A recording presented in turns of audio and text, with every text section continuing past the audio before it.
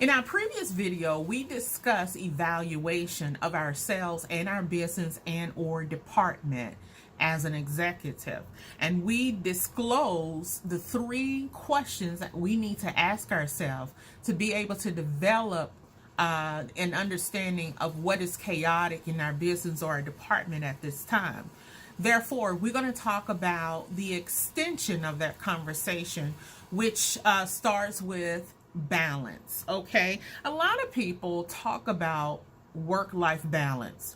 We're going to discuss that as well, but we're going to start from the concept of just balance all in itself.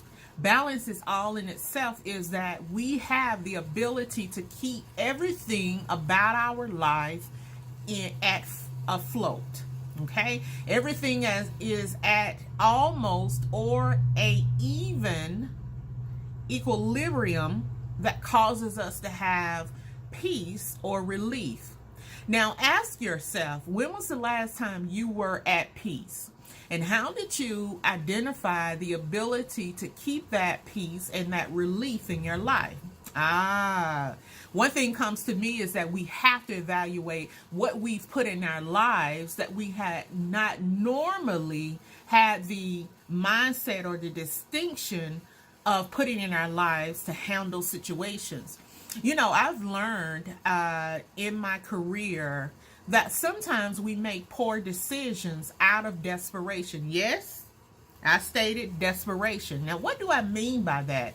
When I say desperation, I mean that sometimes when our back is against the wall or we don't see a solution in our business or our department, we then bring on things from that pain point, from that pressure point that we would not otherwise bring into our business or our department. We would not otherwise be on the relationships or the vendors we bring in because we see that they had not fulfilled integrity previously upon our study of them. So that's an example of when we are at a pain point or a desperation point, we make costly mistakes. If you are out running a department in a Fortune 500 company, think about it from the concept of what are you allowing in your department that you otherwise would not allow. As a business owner, what are you bending the rules on in your business or taking shortcuts that you would not otherwise take shortcuts on? Whether it's the quality of the service, the quality of the product, trying to get it at a lower discount, but you understand that the quality isn't good enough.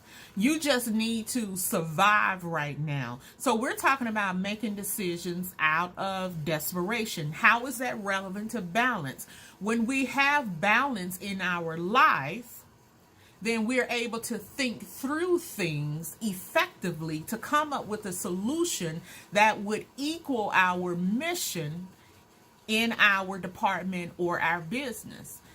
Your mission may be to serve at a higher level that leads people to feel appreciated, adored, or etc. Whatever your mission is, your decision have to match your mission. Therefore, you have to get rid of everything that does not cater to your mission. And you must be careful not to make decisions that are based on this desperate place. Because again, this desperate place causes you to make costly mistakes.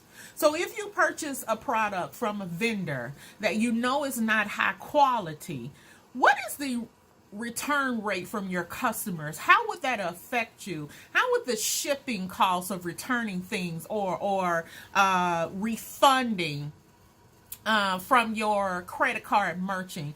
Think about all the fees that will cost. Think about not only the fees, but think about the negative reviews. Think about that the word of mouth travels faster than anything else. And we have social media now, and so that causes a greater disturbance. So my point is, when you are at the place of desperation, sit and evaluate. Come up with an additional plan. If you're not able to do that yourself, sit down with those that you trust. It could be your staff. It could be a mentor. It could be an accountability partner. If you don't have either, then I do provide accountability services that you can contact me from any part of my bio. Now, with that being stated, balance leads to work-life balance. Yes, I said it.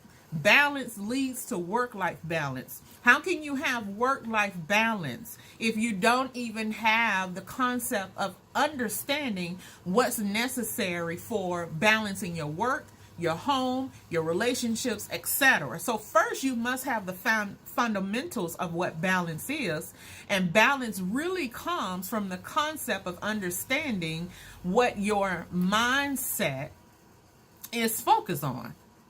So a lot of times I teach my clients the ability to focus on new perspectives, new viewpoints of things, to look at things totally different, because then that causes better solutions, better ways of dealing with situations or how to handle situations. So we'll get back to work-life balance. Work-life balance is not a one-size-fits-all.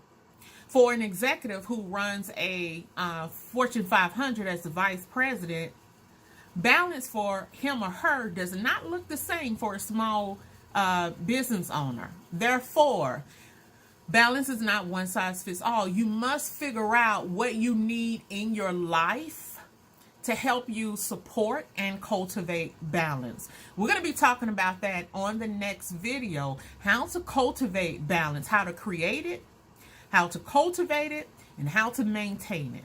If you have any questions, make sure you reach out. I'm Chantay Golson, the Burnout Executive Consultant, and I can help you to move forward.